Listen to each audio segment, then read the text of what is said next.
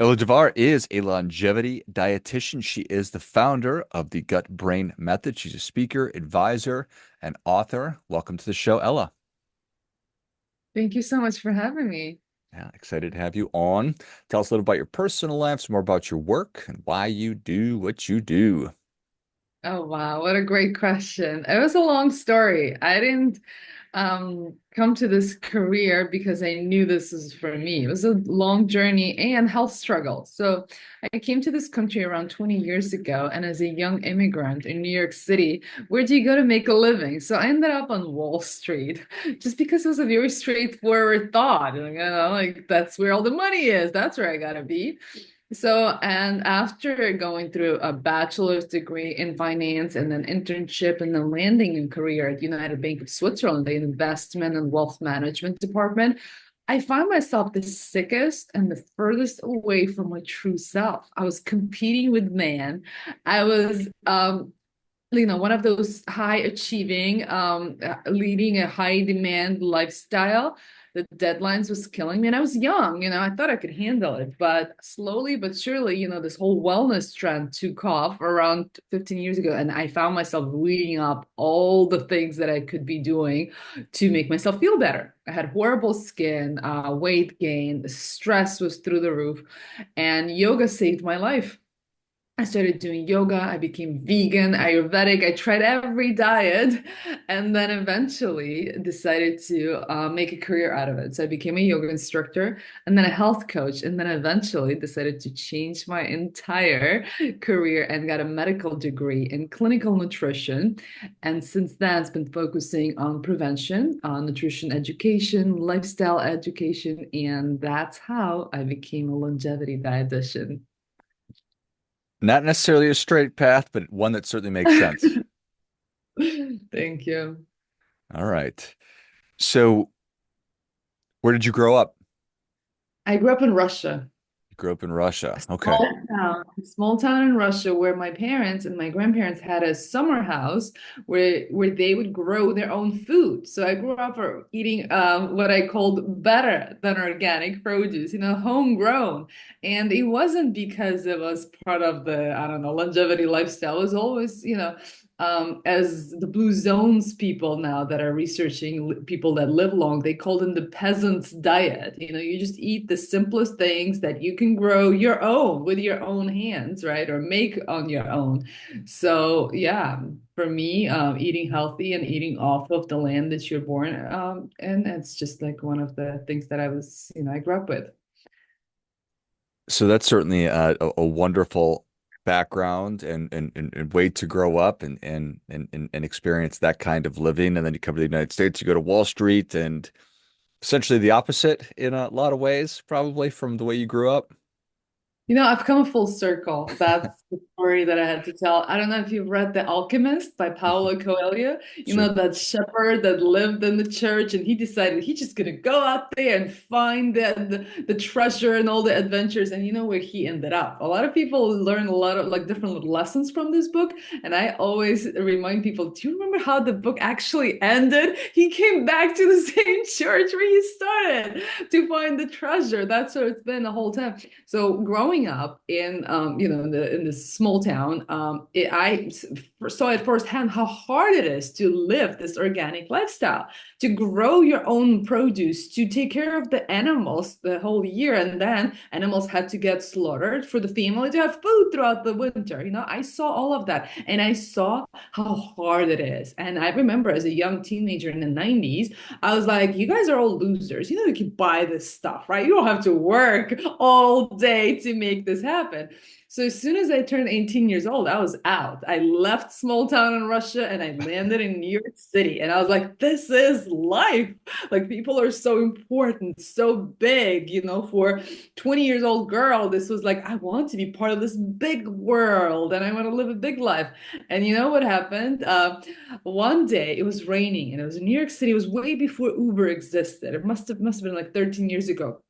it was raining, so I had to call for taxi. And one of those town cars came, and there's a guy sitting of Indian origin, and he was wearing this, what do you call that? Those hats that they wear, like the big white ones, starts with the T. You know what I mean? And so he started talking to me. He's like, "Can I look at your hand?" So he started reading off of my palm. And you know what he said to me? He's like, "You're gonna end up on a land, like on the farm, close to the earth, on the farm." And I almost started crying. I was like, I can't believe he's saying that to me. I'm in New No. York City, and this guy's telling me exactly. So I remember I was so upset. I was like, "There's no way, no, stop it right there." And now, fast forward. It's my dream to have a farm. Obviously, I would need someone to help me with that because you can't manage everything. You can't be an educator, a mother, and a farmer. It's a lot of work, but I do want to have that. And yeah, I see a lot of value in that now. Yeah, life is a long journey home in a lot of ways. That is an awesome story. All right. So you you find success in a career that then makes your body and your spirit not well, maybe even sick, and you start learning about wellness and yoga and veganism and different modes of eating, and then you go and get this degree as a dietitian and start Yeah. studying it to help others and certainly yourself. And Yeah. when I look around, I see everybody being so unhealthy. I see we're at the top of almost every category, from being financially unwell to being, physically unwell and mentally unwell. Um, what's the culprit, Ella? It's a mindset, you know. A lot of people live their whole life. They don't see themselves being in control or in charge of what happens to them, right? So when I work with people, and I have experience working with people with different backgrounds. Like when I was studying to become a clinical dietitian, I worked on a research project.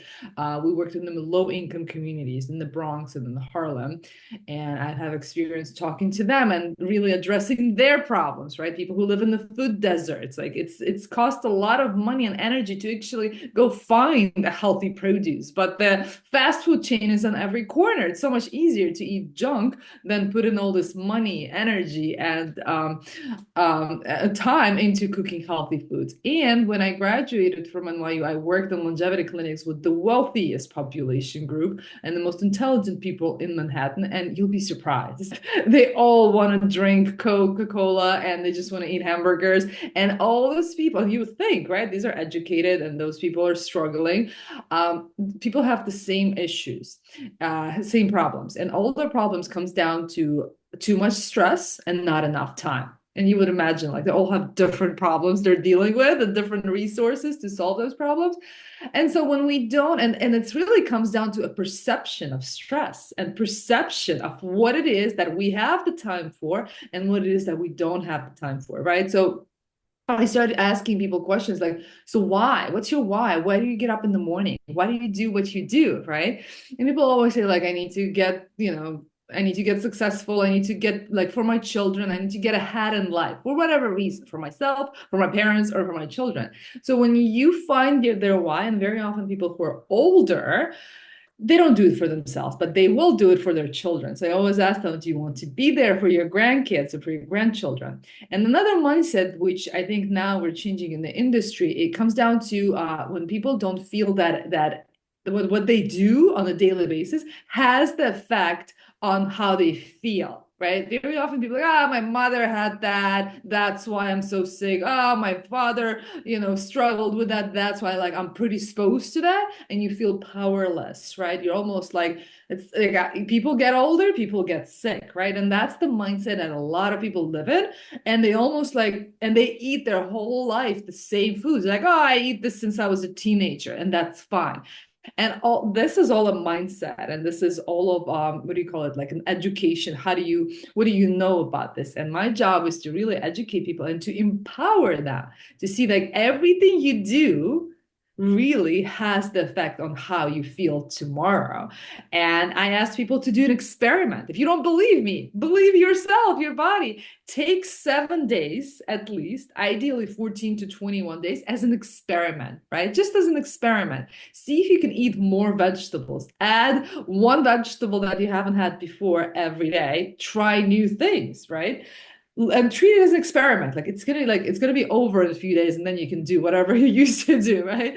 Or try exercising, try doing different things, try exercising, try going for an extra walk, find yourself a workout body, or try to go to sleep early and stop and prioritizing all these easy habits that we all can do if only we prioritize it, and really tricking your mind into believing that this is temporary. Oh, I'm just going to do this for 14 days and see what happens. And guess what happens? You might turn into a version of yourself that you didn't know existed, a version of yourself that's full of energy, full of zest for life. Suddenly you want things out of life. Suddenly you have all these desires that drive you. So you're no longer getting by in life, just like, oh, another day and I'm just struggling here. But suddenly you have a vision for yourself where you want to go, and that gives you energy. And all these healthy habits, guess what? They add up.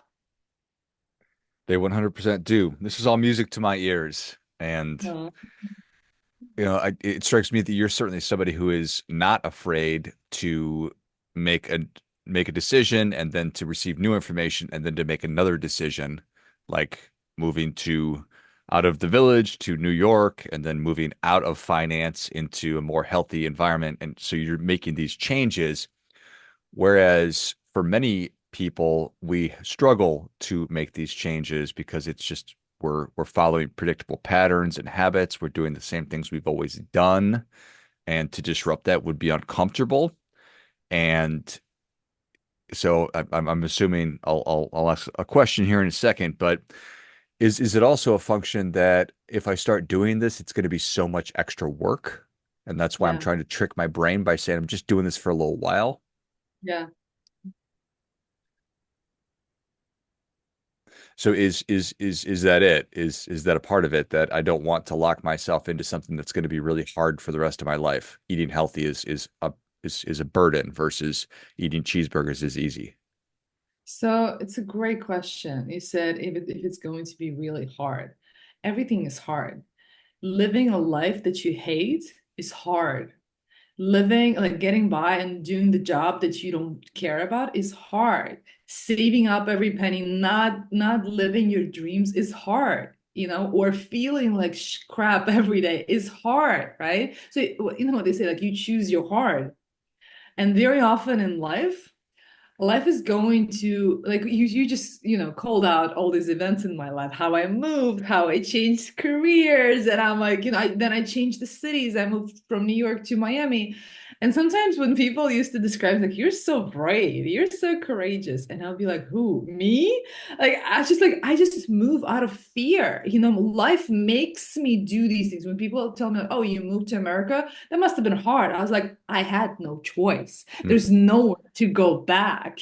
So that's how, like, the life would make you do things. And very often when people get into the wellness thing, they get sick, they get diagnosis. That's when that serves as a wake-up call, and suddenly they're like, I'll do whatever to be alive tomorrow, right? So it's either life is gonna make you do the hard things, or you eventually, when you mature, you step into your potential and you say, I could do hard things, and Mhm. you choose your hard, right? Like you said, exercising and cooking healthy is hard for sure. But having a diabetes and having all these diagnoses and feeling like crap is also hard.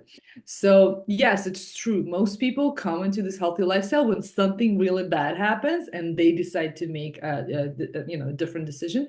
But nowadays we see more and more, and it's becoming, a trend in bigger cities, that younger population group is all over it. That's how they start. They see this as a new, lifestyle. That's how they want to live. It all makes sense why you were asking people about their why earlier. So just changing the way I eat for the sake of changing the way I eat is probably not going to be a sustainable solution, but Exactly. really getting clear on what's important to me and then aligning my habits and what I do to that, that's probably going to make it stickier.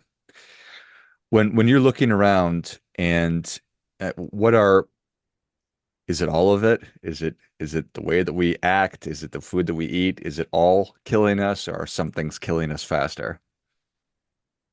Well, there's nine different factors that play into longevity, and food is just one of them. Eating the most nutritious foods that are right off of the land, minimally processed, what they call the whole foods, is when you see what you see is what you get. You know, when you look at a sausage, you really don't know what's inside. Someone made it, and you only can imagine or read the ingredient list. You're like, what's that? Or you can have a steak, and it's literally like it's meat, right? That there's nothing else in there, or fish, a piece of fish, right? So what you see is exactly what you get. And those are the whole foods. So when you see carrots and peas, and that's what you're eating instead of eating some, I don't know, something out of a plastic container or a can that you really have no idea what went in there. So that's the foundation, eating the simplest and falling in love with the simplest thing. It might be hard, you know, because some people like I worked with so many people that would tell me like, I hate cauliflower. I hate broccoli. There's no way. And those are the people that their taste buds are oversaturated with other flavors, like a lot of salt, a lot of sugar. And when they detox for a little bit, they like for 14 days, they don't drink sugar sweetened beverages. Suddenly they're like, wait a second, it's not that bad. I tried it. I gave it a try. It tastes all, I've heard all these stories, you know, because your taste bud really adjusts. And if they're oversaturated with strong flavors like processed foods, of course, plain foods taste like cardboard, you know. So, but when you change, you'll be surprised. So, yeah, food is one of them. The second thing that's killing us is the lifestyle, the sedentary lifestyle, right? So everything is, we either driving or sitting to get through the day. So very important that we are moving throughout the day. We're either walking or exercising, and not sitting for 8 hours straight. So exercise is essential part of like our bodies were meant for movement, not for sitting. Then also stress. Stress is and the perception of stress, as I mentioned, is what's killing us and leading to chronic inflammation. Um, so there's mindfulness techniques that are becoming more and more popular. My favorite is breath work and meditation. When you really, I call it a date with your soul. When you take the, I don't know, 5 or 10 minutes out of your day, you just like sit with yourself and sit with your mind. And very often you'll start hearing all this wisdom and all these voices, which is your soul, and all the wisdom that all the advice that you're seeking, it's all in your heart. So stress and finding a way to manage stress, whatever it is for you. Listening to your favorite song might be it, you know, sometimes that's enough. But stress and the perception of stress, really see what gives you anxiety and what stresses you out, right? And how you can improve that for yourself, for your own sake. Stress as number three. Other things are relationship with our loved ones and how we treat ourselves and how we treat others is very important. How we feel within our family and finding this, building this meaningful relationship, whether in community, contributing to the world and feeling what's called the ikigai. That's part of the blue zones when they call it when you wake up every day and you know why and where you're going and how you're contributing. And there's this reason to be alive, right? Having that is important part of the mindset. Um, what else is there? The stress community living, being part of the larger group, belonging, right? Whether it's spiritual or religious or I don't know, any community, that it's really huge. Like I said, the reason to be part of something. And sleep is a major one. Is as much as we want to take, take the life out of our body and give us everything that we can achieve, it's just as important to give our bodies rest and to recharge its batteries. Just how, you want your iPhone to work all day, you need to put it down on the charger for a while. Same thing with our bodies. It's called restorative or rejuvenative sleep, of like being able to just recover throughout the night. That's important. And a lot of, especially young people, are just like underestimating the value of good sleep and how much it can give you throughout the day, right? And the more you take care of your sleep habits, the better you feel, the less junk food you eat. So there's this kind, and you can even lose weight. You know, people lose weight by just lowering the cortisol, lowering the stress, and sleeping better naturally because their body is getting out of the fight or flight mode. So these are just part of the healthy lifestyle that I mentioned, and there's so many, but mastering these basics is going to get you a lot more results than anything like advanced supplementation or little things.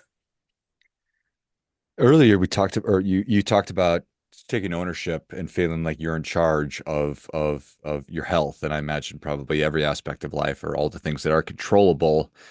When somebody does make the decision, I'm going to commit to leading a healthier lifestyle, and they get into it in a couple of weeks, is it possible to start feeling better immediately? Yes, yes, within the like 7 days is the minimum. 14 to 21 days when you really start to feel the difference.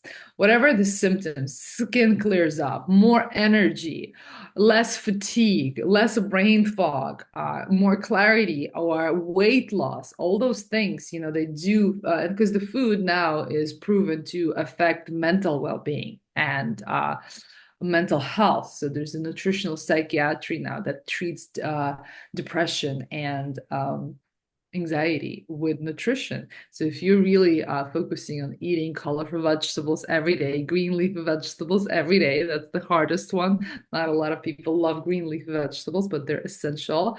And then eating probiotics rich foods like fermented foods, and then eating omega-3 rich foods, which are anti-inflammatory, omega-3 rich fish like salmon, sardines, mackerel, and then incorporating anti-inflammatory spices and herbs like turmeric, ginger, thyme, and oregano. And then hydration, like mastering these habits, incorporating, like falling in love, like I said in my TED talk, with the foods that love you back. Those are that's essential part of, you know, like really finding a way how to incorporate those into the lifestyle. And once you found that, once it's part of your lifestyle, it's you'll see it's so much easier to keep that habit because the results are just so obvious. Fall in love with the food that loves you. I think that's great. If you could fall in love with everything that loves you back, like exercise and sleep, and Exactly. Yeah.